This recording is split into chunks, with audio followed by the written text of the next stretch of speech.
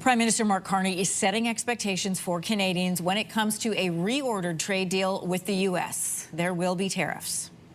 I expect that the discussions will intensify between now and the end of the month. Steering down in Last week, U.S. President Donald Trump threatened Canada with 35% tariffs across the board, although a White House official telling CTV News last week that CUSMA-compliant goods will likely be exempt. So for a closer look at what the tariffs could look like, we're joined once again by Ian Lee, Associate Professor at Carleton University Sprott School of Business.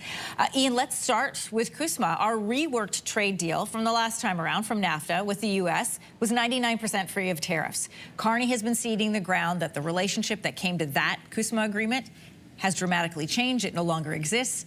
And now there's the admission that we're just going to have to adjust to tariffs. So where could we likely see them?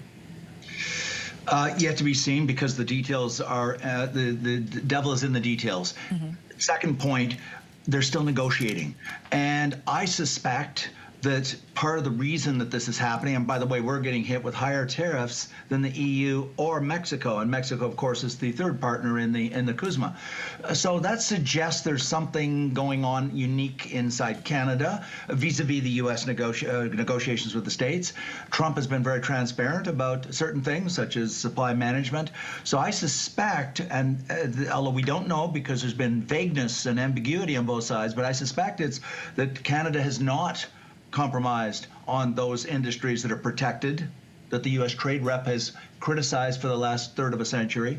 I suspect that as a consequence, he is putting those tariffs on a higher rate of tariff because we're not compromising on that. But the deal hasn't yet been negotiated. So there is still, maybe this will motivate our side to re-examine our position on relinquishing those protections such as supply management.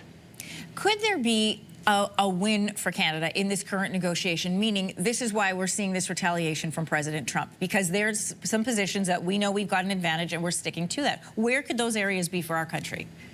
Well, I think supply management has to be at the top of the list simply because it's been on the list of the U.S. trade rep from literally the Clinton years, a third of a century ago. And secondly, Donald Trump has been complaining about the supply management literally going back 10 years or more, as well as, by the way, Democratic leaders in the U.S. Congress, as well as U.S. dairy farmers. So it's not just Donald Trump all by his lonesome. So that's one area. We have differential rules on banking, on airlines, on telecom, and so I think we do have. The Fraser Institute did a study, and they found about a third of our economy, of our industries, firms, are under some form of protection that limits the competition.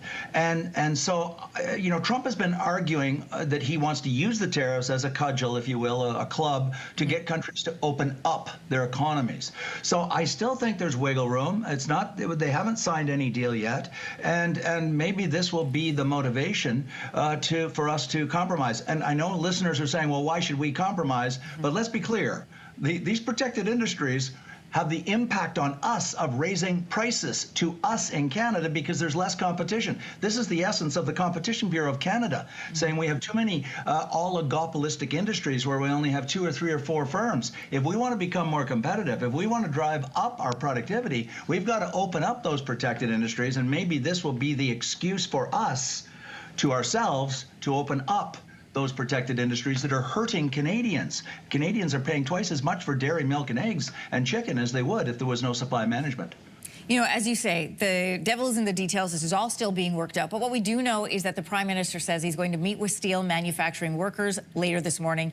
He's then going to make an announcement on the steel industry at 11:30 Eastern Time. So what will you be watching for there? What could this mean? I really hope he doesn't do what some are saying is, you know, save the industry, give them subsidies, bail them out, because that's not how you adjust to a new emerging competitive reality. I hope he's going to say to them, we will help you seek out new markets. We will, in other words, rather than give them money to remain where they are now, which is not sustainable, because we can't subsidize every industry across the country that is struggling to meet these tariff increases from Trump. They have to adjust, whether we hate them or not, and I do. I hate these tariffs, but that doesn't matter. We've got to adjust to this new reality by innovation, by more R&D, by seeking out new markets, by opening up our own markets internally to become more competitive. There's lots of things we can do beyond just throw money at the business so it doesn't have to change its ways. Associate Professor at Carleton University Sprott School of Business, Ian Lee, great to have your perspective on this morning. I know you'll be watching at 11:30 closely, as will we. Well, thank you. Thanks, Anne-Marie. Thank you. If you like that video, make sure to subscribe to the Your Morning YouTube feed, where you can find all kinds of new content posted every weekday morning.